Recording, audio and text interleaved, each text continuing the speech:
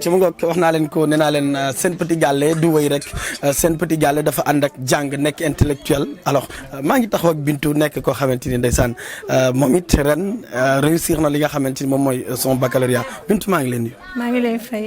maa ngi lay ziar bu baax. maa ngi delloo ziar bu baax. félicitations. merci beaucoup. ay ci ren ñu gis ne da nga jël Sen Petit Gallé daal di ko booleeg sa jàng te indi lu la benn jafe-jafe nga réussir li nga xamante ni moom mooy sa baccalauréat nan nga dundee ñaar yi nan nga ko boolee ba bu réussir ko. kontaan trop dama ci kontaan parce que sa tàngoon ne dafa sonn ci ñun. seetaanuñu benn yoon. dafay boole lépp bàyyiwuñu ci benn côté. mi ngi fayal ci jàng bi mi ngi naan góorgóorlu leen côté bii côté bee. donc lii rek lañ mënoon def effort wan ko ni ñun tamit.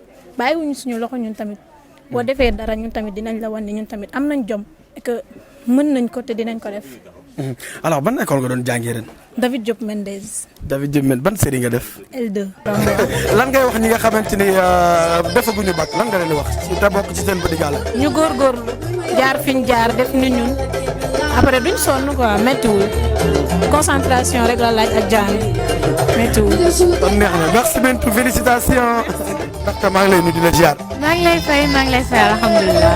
looy wax say fan tey ginnaaw ba nga amee baccalauréat muy lu jafe nga boole ñaari lan ngay wax say fans avant tout ñi la doon féliciter tey te yëgoo. samay fans avant tout je vous salue ñun ñëpp maa ngi leen di nuyu ku ci nekk sa tur ak sa sant di leen wax tamit que je suis très heureuse ci seen support jusqu'à présent xam nañ ni que yëf yi métti woon na yéen a ñu doon xaar ak bac bi ñu pose affaire yëpp stand by lépp parce que tamit jàng bi bu jotee dañ koy jox gëddam ba mu mat résultat yi wane nañ ko macha allah ñu ñëwaat revenir encore ci sunu activité bi nga xam ne dafa spécial ci ñun mi nga xam ne moom mooy chanter dafa doon loo xam ne ñun dañ koo bëgg déjà léegi ñu revenir ci nekkaat ci game bi loolu dafa neex ça me fait plaisir.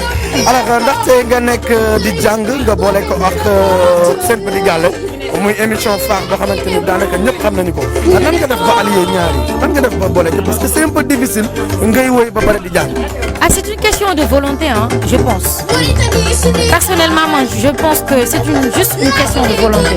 Loo gëm rek day yegsi loo gëm boo xamee ni que temps wu jàng ñun déjà Sen Petit Gallé bi ñuy jàng dañuy may temps wu jàng duñ ñu woo ci lenn duñ def studio duñu répéter duñ def dara bu jàng bi passé ci lañ ñuy woo nañu ñëw leen ngeen def lii ak lii ñu allier les deux nga xam ne dinañu indi loo xam ne nit ñëpp dinañ ko bëgg xam nga loo togg rek day baax léegi ñu allier réussir di allier jàng bi en même temps ñu allier waale ko ak musique bi c'est très important. saa ngoone déjà daf lay woo ne la allo devoir sax daf koy laaj notre devoir imagine-toi notre devoir elle nous demande ça elle m'appelle allo ndaxte comment vas-tu et tes devoirs ñaata note nga am. kon boo amee zéro di nga tidd. alhamdulilah doo ko doog sañ a wax zéro yàlla ci yàlla bu sori. sant dara maa ngi tax ak Mame Mbeugué xale yi dañuy boole jàng ak li nga xamante ni moom mooy woy bi Mame Mbeugué maa ngi lay nuyu. maa ngi lay fay DJ. alors Mame Mbeugué ñu gis ngay participer ci li nga xamante ni moom mooy Sen Petit Gallé en même temps aussi ñu gis nga am baccalauréat nan nga réussir à allier les deux. Bon allier les deux yomb na c'est pas quelque chose de difficile. Parce que boo seetloo ñun télé kañ la ñu siigi juste au mois de septembre mooy mois vacances yi ak mois de décembre vacances de Noël donc année scolaire bi yëpp duñ ñu laal dañuy bàyyi ñu concentré wu nekk suñu jàng donc voilà forcément boo si concentré wu da ngay indi bac forcément. alors lan ngay wax ñi nga xamante ne dañuy faral di wax naan Sen Petit Gallé àndul ak jàng. Bon ku fi nekk yàlla moo def loolu en fait fii ku fi nekk ak loo mën ci def bu baaxee dinañ wax bu baaxul dinañ wax. du ñàkk boo nekkee tout le temps si lu baax loo xam ne dafay avance du ñàkk qu'il y ait des détracteurs mais tey par exemple en fait mën naa wax ne que tëj nañ gémmiñu ñi nga xam ne ñoo doon wax wala ñoo doon yàq der Sen Petit Gallé parce que tey candidat yëpp yi ñu présenté woon tey indi nañ bac bu fekkoon Petit Gallé day yàq xale du ma fi nekk depuis 7 ans de même Bintu moo ma fi gën a yàgg par exemple depuis 8 ans mu ngi fi Mina Bis encore plus longtemps mu ngi fi depuis longtemps mu ngi fi tey mu ngi nii décroché na bac donc du Petit Gallé ban lien en fait la am foofu mën a yàq xale gisuma ko ndax ba tey dégguñu ko Mbeugué mu ngi taxa wàllu fii wala ay choconé wala dara dégguñu ko donc voilà ce ne sont que des détracteurs de toute façon te mënul ñàkk